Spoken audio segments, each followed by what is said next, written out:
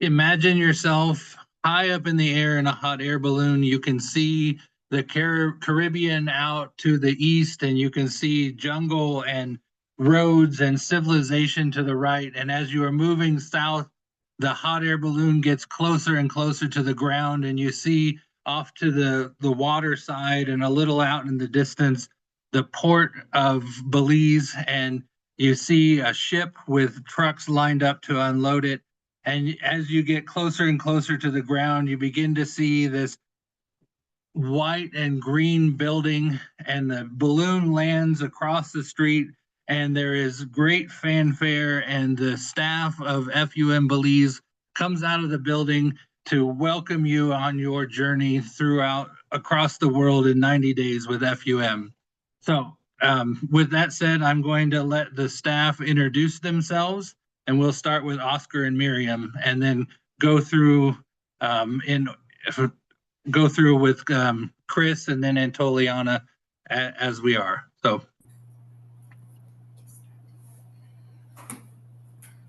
Good evening, friends. All of you this evening. Thank you for joining the Belize Zoom tour.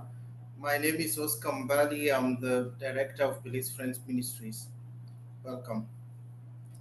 Yeah, it's good to see you all. And my name is Miriam Mbali, and I work with the church together with our pastor Chris. I work with the women and with the children, and then with distribution for the church and the community.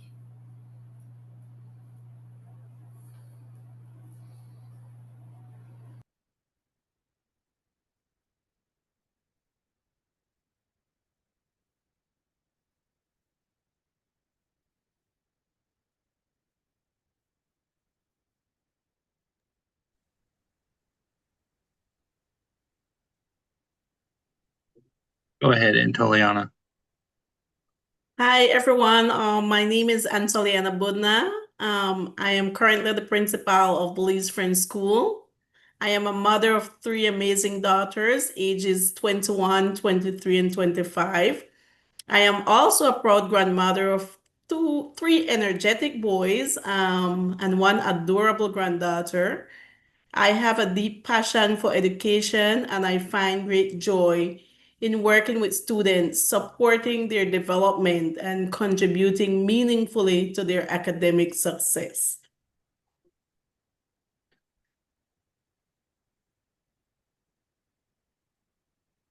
And Chris, make sure you unmute yourself. Good evening. I'm recognize some faces there. Miss Evelyn, I know you're probably looking at the name G-O-E. Somebody changed my name when I was working on the other board meeting. My name is Christopher Luben. Man, 64 years old a couple of weeks ago. And I'm here working tireless as a servant of the Lord and friends. And looking forward each and every day to for God to use me as much as possible in the community. And that's what I do right now. Anything else you want to know? I'm a father of 1 child, Crystal, and she's also into the ministry. She does ministry work on her own, and we're linking tirelessly every day to get her to join me in at Friends here, reaching those who are in need, whether it be healing, whether it be help in whatever needs they have at the moment, whether spiritual, physical, or a good word. Thank you. All right. I am Michael Sherman. I am the coordinator of North American and Caribbean Ministries for FUM. And one of the reasons why I'm here is that Oscar reports to me and to Carla and to Kelly, but most often I think to me. And so this is my pleasure to introduce to you and get to share with you what's going on in Belize and the great good people who work for FUM on the ground there. So let's go back through the list and then spend some time talking about what it is that you do in Belize for FUM.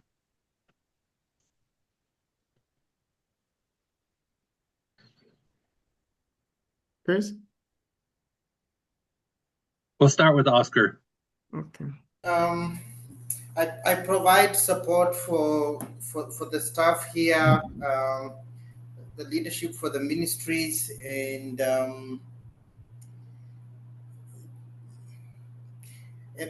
care for for the individuals who are here.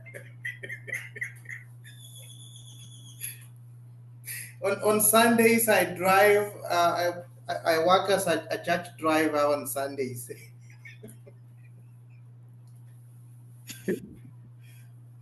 What else do you do, Oscar? You do what?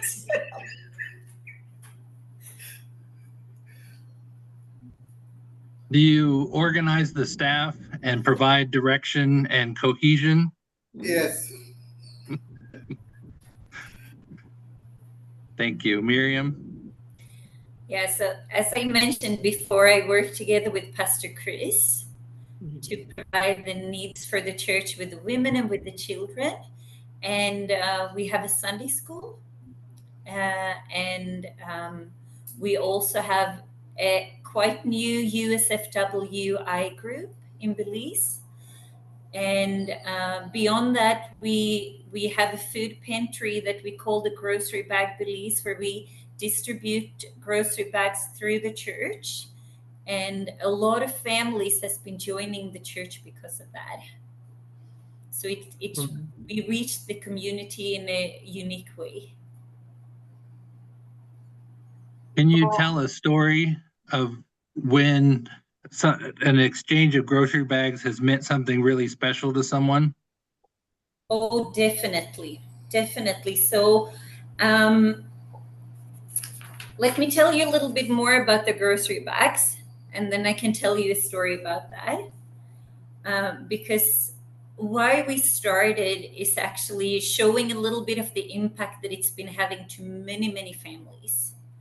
So, we started to hand out grocery bags. We handed out 2 in December of 2022. And now we hand out around 70 bags every month. So in total, from December 2002 until June 2025, we have handed out 1,679 bags. And these are bags that goes to families where they don't really know if they will have 3 meals a day, or where they sometimes, most of them don't have it. And before they get salary, if they get salary, they don't know what to eat. And how this project started was that every week, Oscar and I, we got phone calls, we got texts. When we met with people, they just said, "We are hungry," or they said, "Do you have something?" And then we said, I asked them, "What do you mean, do you have something?" "Food, miss. Do you have food, miss?" And I said, "You need food?" "Yes, miss." And it was so many questions every week. So then we started this, and now we almost have no one asking for food anymore. And when we get to connected to a new family that is not coming to church and to our distribution, then we just invite them and say, "Come on Sunday, and then you will get a bag for your family, or get connected with Pastor Chris, and I will make sure that he gives you a bag." And in that way, we have been reaching many families once, but much more than that. The church community, they often have what they need because of this. And the main ones that came to us and said that they were hungry were children and young people, and they had not eaten before going to school. And that's, yeah. So it's just, it has impacted many lives.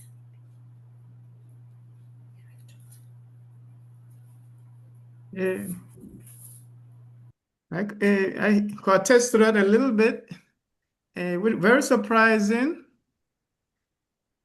especially with the pantry bags that we Miriam and the crew passed out,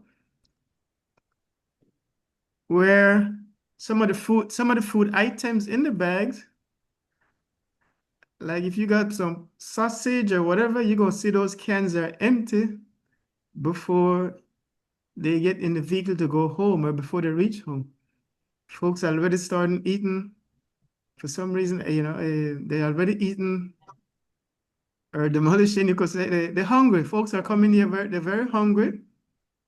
And very, very surprising to me at times, because especially on Sundays when they come to gather and worship. I had one incident this weekend. The young lady, she normally comes early. And the first thing she's sitting down, they say, Mr. Chris, do you have any food to eat, any breakfast or whatnot? And this is 9 o'clock, 8:39 in the morning, where you would think a church goer would already have something to eat, she and her kid. And the question was, do you have something for me to eat? Which is very, it's very innocuous. It throws you back, you say, man. So even the little snacks that we pass out on Sundays plays a big, big role. The worshipers, they come in here, the kids, they come in here, and the grown-ups, and they're looking for something to eat. They're looking for something. They're very proud people. They're very proud. And sometimes they wouldn't want to tell you outright, man, I need something to eat. But you could see, if you ask them, but normally when that food is there, when that snack is there, they're looking forward to seeing it. And they're very appreciated, So that's what got my attention. Before those canned items or whatever items that is edible at the moment, it would be open before they reach home again. So folks are coming and very hungry. It's in the community, they really accept these bags, these pantry bags we passed out. They're very acceptable of it.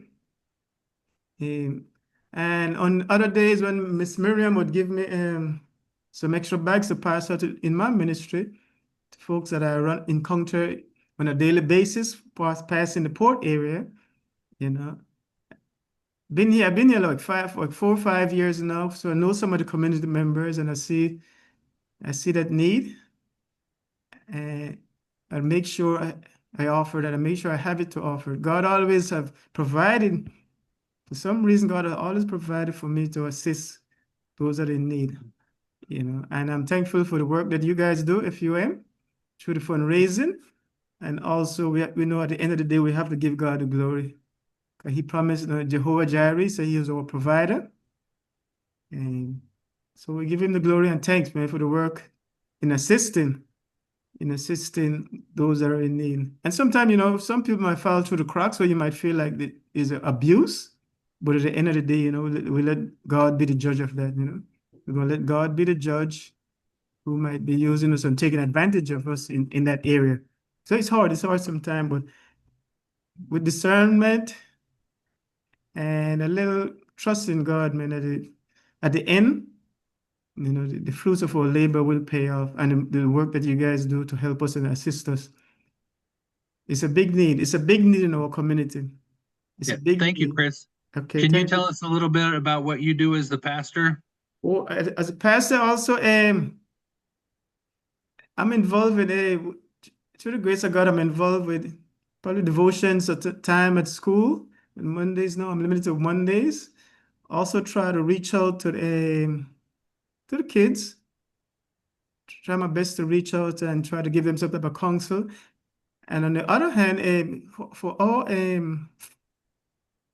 congregation, we deal on a regular basis, try to reach out by phone if I can't reach them driving or on my bicycle.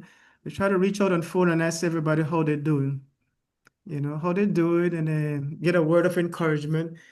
On other occasion, you're visiting those who are ill. We got brothers and sisters who are ill, going through some serious illness, in the hospital. One congregation and congregant just had one of his legs removed, started for a couple of digits, and now it's his leg. So I'm again proud, very proud man, and to visit and to talk and to share scriptures with them. Very beautiful and awesome experience, Ministry. Another part of ministry is visiting the prisons too. I have a couple of members that I go and talk to, whether it be visiting on Easter, dropping off some food, and try to keep them encouraged. These guys have some time and hoping through this that the grace of God may touch these individual heart, that when they come out, they might be able to have the same heart and compassion to reach out. A lot of folks will count them off. They feel like they're nobody, they're not good, and we're wasting my time. You feel like actually you're wasting your time. And I remember from my occasion, I said somebody visited me, somebody gave me encouragement, and that was especially friends, that visited me in California many days and turned me on this path to encourage me for what I'm doing right now. So we have the prison ministry that I'm able to get up there, which is awesome, is coming along and visiting the sick here and reaching out to those along the way as they need. Also, we have teams teams that are joining forces with me. They realize, some individuals realize that, what, Chris is serious. It's not a game. Everybody want to know what's your motive. Nobody Yeah. nobody do this for free. So guys, skeptics, my whole life and what I used to live and how God turned me around. I heard that you're learning Spanish. Can you tell us why you're learning Spanish? Well, that's a beautiful one right there. I remember one time I used to love to watch the Spanish soaps, novelas. And I remember guys used to tease me, oh, Chris is a novelero. I found myself running off the yard, and I said, man, what in the world's going on? I'm running off the yard to watch some soap, man. What's going on? But I realized it was helping in a way. God always uses things, turn them around, man. So Spanish, even though we will learn a little in school, the Spanish helped me in my translation. To reach out to, because at the present we have a lot of his Latin speaking Belizean, who are coming. Even at one time when he used me to reach out to this translation, help this individual. And so I love what I'm doing right now, man. Sometimes it causes a little friction because we know I want to know why, Chris, why are you interrupting this service to speak Spanish? But it's work. In the end, it's working, and I'm hoping, man, that with patience and kindness, that it can come out to fruition. But yeah, I love what I do, trying to reach out to this community, man, because there are some sincere individuals really coming to God, in the Hispanic community. They're loving people, and we're trying to get everybody to mesh. Yeah. And Thank you very much. amen, amen. Thank you. And Toliana, can you tell us a little bit about what you're doing? Okay, as a principal of Belize Friends School, I'll touch on some areas. For my educational leadership as a principal, I develop and implement share vision for academic excellence. So I look at areas where I know our students are struggling with like literacy, for example, numeracy, and try to find effective ways that we can help them to develop these areas. I set high expectation for our students' achievements. I promote effective teaching practices, meaning, I meet with our teacher and we share, okay, what is the best way to go, or how we can go forward to help our students become successful. I also guide development and instructional improvement. For staff management, I provide professional opportunities whereby we can meet as a team, share, voice our opinions. I listen carefully. I am always open, to others and their opinions and their views. I take others' opinions and views very seriously and respectful, and see how we can always include everyone. I try my best to build and collaborate a supportive staff culture here at Belize Friends School. I try my best, I believe, to address performance for our staff and for our students. When it comes to our students, I ensure that we have a safe place for our students that is very respectful and inclusive for all. I enforce school rules and policies. I try my best to do this for the safety of all and for the growth of our students. I address behavioral issues and try my best to find ways how we can help, how we can improve with those. I also try my best to go out and promote attendance to do, do house visit when a student is not here. I visit them at home. Why are you not at school? What can we do to get you back? You need to be here. Um, for my administrative part, I oversee the daily runnings of the school, make sure that everything is going smoothly according to the Ministry of Education laws in Belize. I try my best to work in line with our education law of Belize rules, procedures, and everything, so that I know we are safe as a school. We're doing what we're supposed to do to make sure our license is not revoked. We have a license. When it comes to our parent, I communicate very closely with parent. I do home visits. If I have a child and I know that child is not having the best year and I'm not seeing that child here, or that child is sick, I do visits. I go out, I find them, I listen to them. I try my best to help in ways that I can. Sometimes I reach out to Mr. Oscar when I know it's beyond myself what we can do for them. I try my best to also involve families. I share with them, I'll meet them. The good thing of it is I am right from this specific area, Port Loyola. So I am very familiar with the parents of this school when it comes to students from this area. We have that relationship. I try to build relationship with my parents. Yeah, that's some of the things that I do, and there's many more, but I'll stop there for Yeah. now.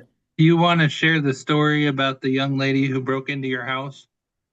Okay, I had earlier in the school year, I have a girl, age 14 years old. For some reason, I believe that it was okay. I misplaced a house key, and I have two daughters here in Belize. One is in the US, and we shared one key. So my youngest decided that, the safe place to keep the keys in the washing machine on the veranda, so that whenever time someone needs it, you can come and find it. Well, she found the key there and she went in and she took some stuff. We saw it on the camera. I went out and I tried my best to locate her, which I did. I had to get the police involved. She's a very young person. She, I believe, still trying to find her way, still trying to understand life. Very beautiful young lady, I believe she has a great future, but she still needs to understand that people love her still. And I made a deal with her. I said, you know what, I had to go to the police station when we went there, and to try to locate some of the items. I told them I don't want to press charges on her, but I want something from her. I want her to go back to school, at least give it a shot, give it a try. And she was like, you will not press charges on me? You literally will send me back to school? I said, yes. So you know what I'll do? I'll get you a book bag, I'll get you a uniform. You need to be at school tomorrow. And yes, she did came to school for a while. I know she faces a lot of challenges out there. She came for a while, but I was happy that, she, up to now, I would get message from her saying, great things, grateful thoughts, I love you. One day I'll come back and stuff. So I know that, our school operates as a school whereby academics is very important, but also love is the center of what we do here. Thank you. Yeah. That that when I first heard that story, I I thought um, I was astounded at the willingness to extend that bridge after having someone come and violate your home, but to be willing to say your education, your future is more important than the things that you took, and just really touched me. And not every story happens. Not everything happens with a Walt Disney ending or the most magnificent ending, but it is what we do with our intentions and with our joy that is most important. The next thing we're going to do is show you some pictures of things that go on in Belize, and then the staff will illustrate those pictures for you. Okay, Belize Friends School is an elementary institution that operates as an alternative school, specifically designed to support students who are struggling with literacy and numeracy. At Belize Friends School, students are provided with opportunities to explore, interact, and engage with meaningful activities that fosters critical thinking and personal growth. So what are they doing at the table? At this table, students are using rubber bands and they're using their little picks to create different items. So they need to work on angles and different, they use their math skills. Okay, if they're going to do patterns, what colors come next, and stuff like that. And they are making bracelets, they're making shapes and different things around that table.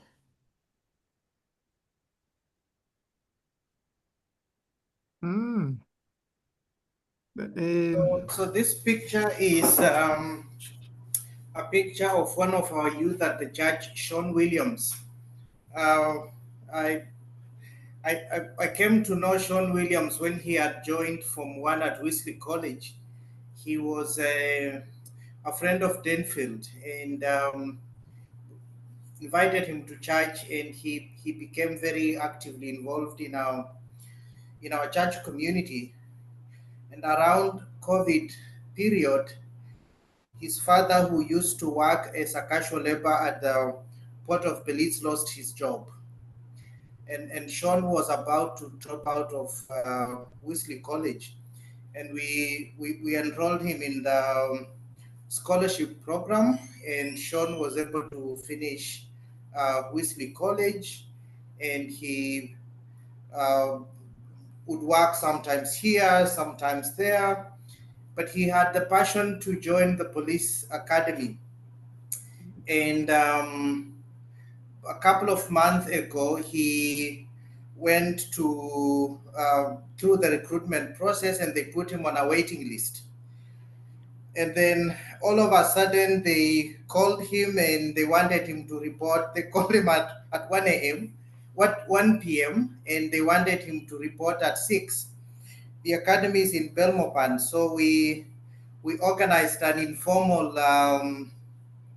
fund drive to get him the shoes and all the things that the police academy required, and we drove him to Belmopan to the academy.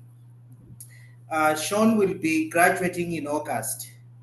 He is the second young man in our church to join the police academy. And the story of Sean is the story of many young people here who are vulnerable and without opportunities. And to be able to excel and get to where they're supposed to be, they need not only money but a community that can provide faith and stand with them during hard times and provide support and inspiration. And what we have seen is that when we invest in young people over a long period of time, whether they are former students of Belize Friends School, or whether it's young people at Belize Friends Church, when we invest in their lives over a long period of time, we tend to see success. A person becomes a police officer, a person becomes a teacher, a person becomes a nurse, a person becomes an electrician. And so it's a story of the work of many people. It's a story of Chris and Miriam and Athena and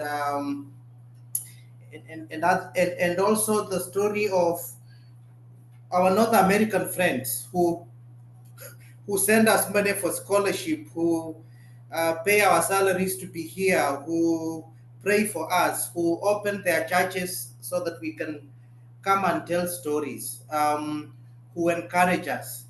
So Sean is an example of the good work that many hearts and minds and hands have done.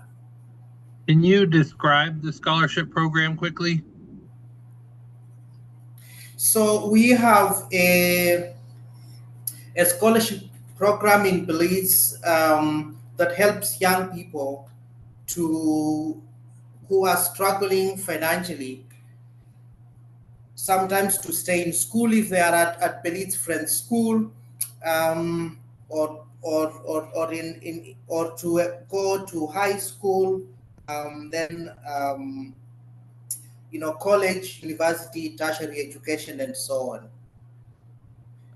Some Thank some you. of the people who benefit from this are former students of Belize Friends School. Some of them are young people who are in our church community, and some of them are young people who are involved in volunteering at our center and are committed to working with friends over a long time. Amen. Yeah. This picture is a partnership between Belize Friends Center and Belize Friends School, and um, some of our partners, development partners in the community, Cisco Construction Company. These iPads, new iPads that were given to Belize Friends School so that students can be able to use modern teaching assistance programs.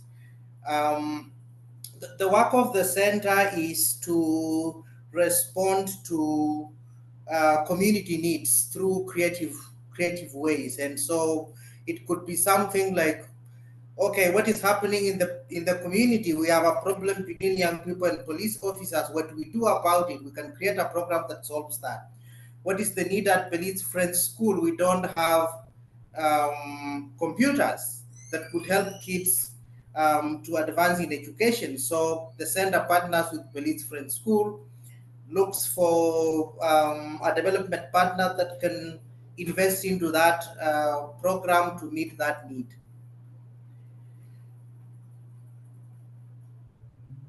Okay, this picture shows two of our friends. That's David and Joven. Joven is one of our graduate today. Yeah. It shows, the environment we have created. Look at their faces, their smiles. It tells us this is a happy place for them, and this is a happy place because of the way we take them in as our own. We love them, we treat them, we ensure that, most days they come here and we have something to give. Every single day they have a meal to get in the afternoon.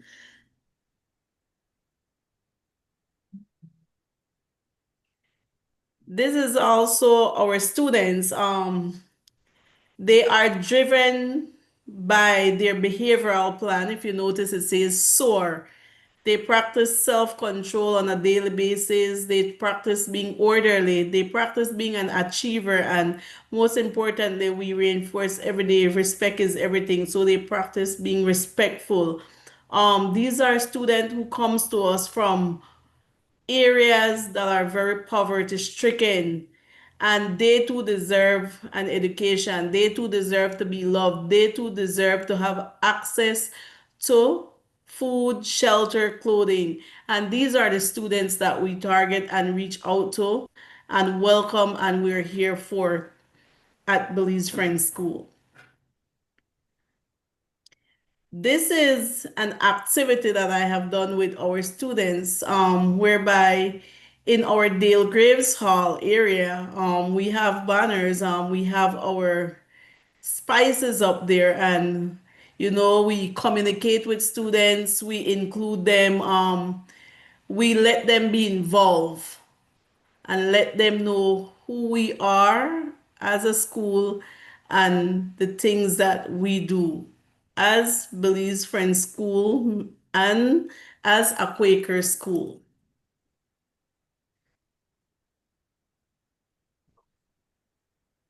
So here you see grocery bag distribution in action. And you see two young guys distributing the bags. And these guys, together with Sean Williams, that you saw before, who is in the police academy, they were Belize Friends Church a few years ago. It was a bunch of teenage guys or young men, but together with us starting a Sunday school and then doing food distribution, the church started to grow. So now, as you can see in this picture, you can see a lot of children. So the church is now a lot of children and a lot of families. Even so many mothers that we could start a small USFI group here in Belize. And so we do distribution twice a month. Now we do both a grocery bag and also a bag to stay clean at home, to keep your house clean, and to some laundry soap and things like that. And then a baby bag that we are giving to the babies and the very young toddlers so that they can have diapers and wipes. And this year on the grocery bag, we have also been doing a collaboration with USFWI Midwest. So the women in the US has been sewing reusable pads and has been founding soaps and sending underwears so that I could pack bags. Yes, if we go back one picture, then you will see me and the women. Yes. So I distributed those bags to the women in our USFWI group, but also to the teenage girls, and it was received very well. So let's just stop by this picture a little bit longer, and then I will tell you about our USFWI group. So we started in November of last year, and maybe we have the youngest USFWI group in the whole world. I don't know, because almost 50% of the group are toddlers. So here, the mothers, they just bring their toddlers wherever they go. And that is beautiful because we also fit into that community with our little girl. So you can see two heads here, and then we often have 2-3 more children that are joining. So this group has been very special. It's I think as USFW groups can testify in the whole Friends world, but it has really united the women of Belize. Women that before maybe they didn't have the courage or saw the opportunity to reach out to one another. They are starting to really get to know one another, to ask for one another, to reach out to one another. And in this group, I also try to provide with a lot of inspiration. The women are inspiring one another. For example, one of the women in the group has been doing, she has been going to college evening classes for some time now. And just about a month ago, one of the other mothers both came to Oscar and to me and said, "Hey, I want to start college on evening classes." So they are being an inspiration to one another. but we also get inspiration. I've been focusing the teaching a little bit on women in the Bible, just to empower them how important they are for the church and how important they are for our community here, that they are strong and they are powerful, and they definitely have a space in our church. They don't just come as mothers, but they come as women that bring their gifts and their skills and their care into our community. And then we have also been having inspiration from friends visiting in Indiana. And that was very encouraging for me and for the women that attended. Another thing that we do, we are dreaming. We are we are dreaming for ourselves. The women start to have dreams, and they start to talk about things that maybe they didn't dare to talk about or dream about before. They dream for their community, and they have big dreams for their country too. One of the first thing that came up as a prayer request in our group was that Belize in the future could have a female politician leader, more female in the parliament, and more female helping to run the country. And that is still a prayer for many of these women, that let's pray that we will get a prime minister that is a woman in the future. So this group is really doing something to empowering these women. Thank you. Thank you. This is a group call themselves the Rio team from out of Houston. They do a lot of ministry. Again, Walter Barrera, Coop, Joe, a bunch of guys that we found the foundation for Go. That's why you see the name Go there, GOE. It's God ordained and established. It's a group. I'm a part of member of it, one of the founding member of Go. We do assist a lot of folks in the community, even the school here with what do you call it? Scholarship also, books, uniforms, or whatnot, going back to school. Now the big thing right now is this team was here in March when Miss Nancy met them. I think we met the principal. Oscar had a short little take with them, and but now they're here. They just arrived today, and we have the name of the mission today is all we need is love. So they're bringing a container. Coming in with a container from Houston. It's been shipped already. It's supposed to get here this weekend, and they will be doing some work. They want the partnership with us to do some distribution from the container to in families in need in the community. They will have like 5 different areas that we'll be distributing from. The first 2 days we wanted to have them here at Friends, and that might be sometime in early July because they've been delayed a little with the container. But Walter, the very spiritual guy, and they believe in that. The logo is one. That one that God have sent out to find. It said the angels rejoice over that one that repent and turn his life over. And so that is mission. He said he realized that if God is not involved in what we're doing, he says just like a waste. So we're looking forward. Everybody's here looking forward to this team. They're here already, and they have 5 women coming in with them. They're already 5 women, and the 4 gentlemen going to be here. This well, they arrive already.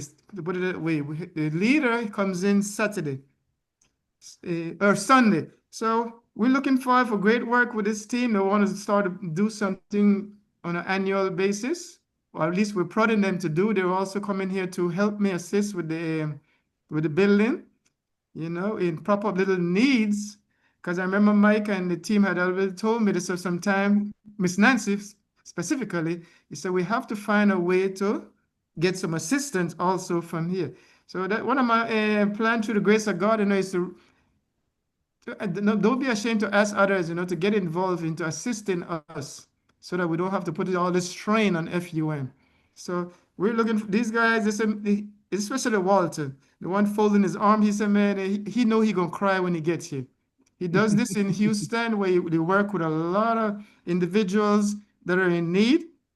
And so I'm looking so forward to seeing them maybe Saturday they're gonna start with my daughter. She's not the picture is not up here with her. She's doing a distribution and the St. John's Court Saturday, and the team will be assisting her to just supporting her, standing in the background, supporting her, praying, worshiping, and whatnot. So, Walter, Wonderful. you know,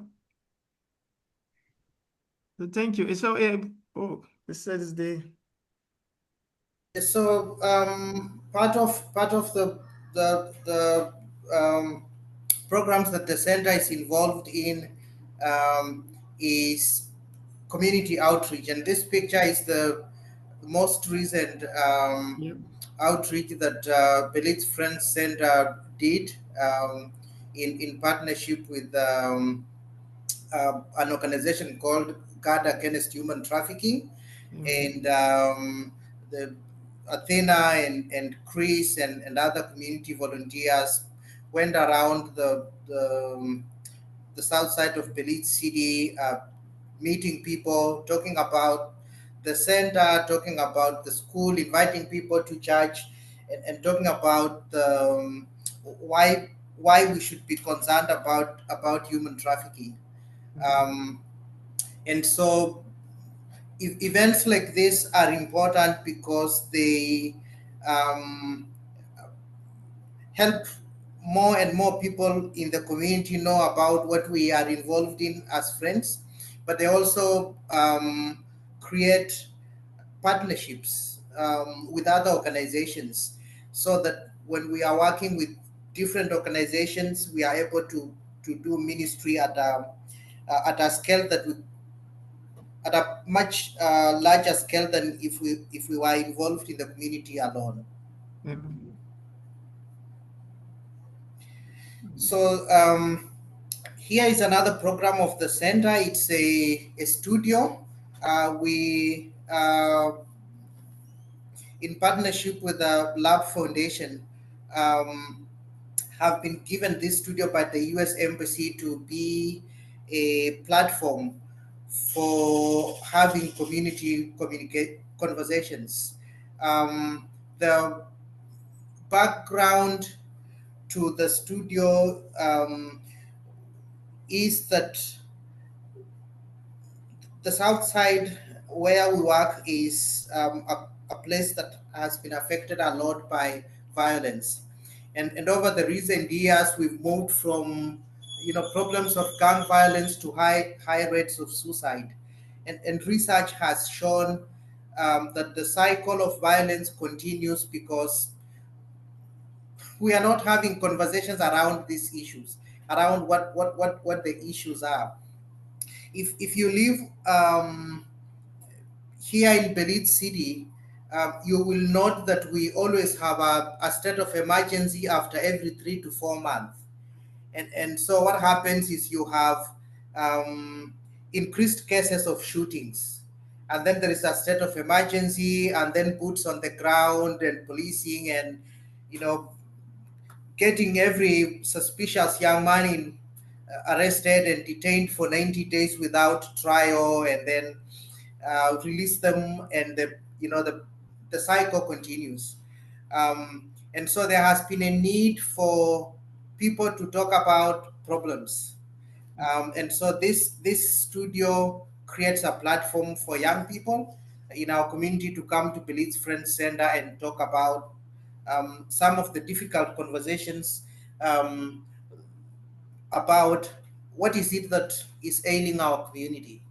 The hope is that those conversations can be a beginning point for talking about healing, empowering those young people who are involved in those conversations, and so that they can build vision for leadership, they can become agents of change. And we hope that we can also use this studio at some day when we have grown the capacity to um, talk about what we do as friends in this community. So it's a blessing to us. This is This is a program, a partnership between Belize Friends Center and the school. It is meant to teach students at Belize Friends School how to build organic soil, how to take care of the environment. So a local organization helped us to build composting bins, and once or two times a week there are traders at the farmers market who supplies the school with waste vegetables and things like that, and the kids are involved in building compost soil. um, Antoliana told me that there's a vision, if they could build more soil then they could sell it, and I think that's just a wonderful way of engaging young people in creative things apart from being in class.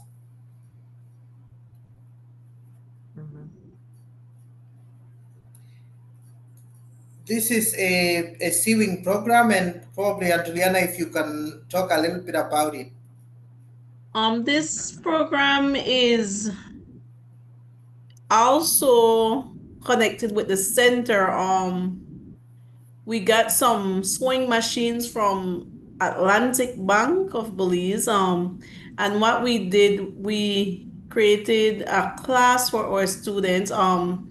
Since they were involved in the Better Brothers Initiative program for the first two cycles of the school year, we had the opening for a slot on our timetable whereby, we know that students can be engaged in something else. So we came up with this idea, and myself and Miss Atina, after getting these machines donated to the center, that we could use them to have students learn the skill of sewing.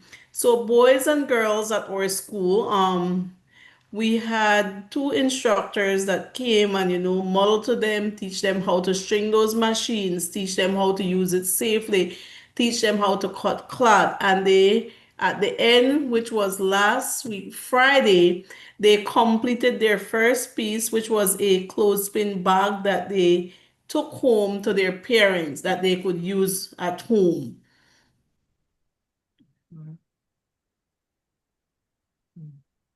Short, Yeah, short. I'll tell you a story about Jeremy. Jeremy is an active young person in our church, and he is a former student at Belize Friends School. Jeremy was referred to us by the family court. His mother worked at a bar and restaurant and was always worried about where to leave Jeremy when she goes to work. So she would go to work with Jeremy so that she could keep an eye on Jeremy. And the social services did not like that, and so they took her to court. And the judge at the family court referred Jeremy to Belize French School, and that in that arrangement, the mother would keep Jeremy, and Jeremy would come to Belize French School, and he would continue with his studies. And a couple of months after that, Jeremy's mother was arrested and detained for about 4 months. And Jeremy would come on Sunday and he would show me the city. So I was new in Belize at the time, but I know every corner of the city because of Jeremy. So because he was my tour guide. He showed me every street, which one is one way street, which street you don't drive on, and all kind of things that I needed to know to survive in Belize City. Um, Jeremy is currently at University of Belize. Uh, he was one of the best students that we've had. Um, he's, he's he's not just smart in class, but also a very shrewd young man. And he's, one day we were having a conversation with Jeremy's mother, and I said, Jeremy wants to be a lawyer, and his mother said, no, no, no, no, no, no, Jeremy should not be a lawyer. I hope he becomes a businessman or a doctor. If he becomes a lawyer, he may not be a very good lawyer. So, but Jeremy now wants to be a businessman, Mm. and he's he's been very faithful in our church community. He's one of the young people that are on scholarship, and he plays baseball. In this month of July, Jeremy's team will be in Miami Mm. representing Belize. So we are proud of the changes that have happened in the life of Jeremy, and the young the visionary young man he's becoming, because of the work of Belize Friends School, because of uh, um, the community that the center and the church has created to support young people here. Amen. Awesome. Yeah. Okay, in this picture, students are using the iPad, which is donated by Cisco company for the center and used by the school also. They are doing activities through the Fast Phonics program to help them develop their literacy skills. So we do have access to the Rachel program. It's a program, an online program that equips students with activities that helps them to develop their reading abilities.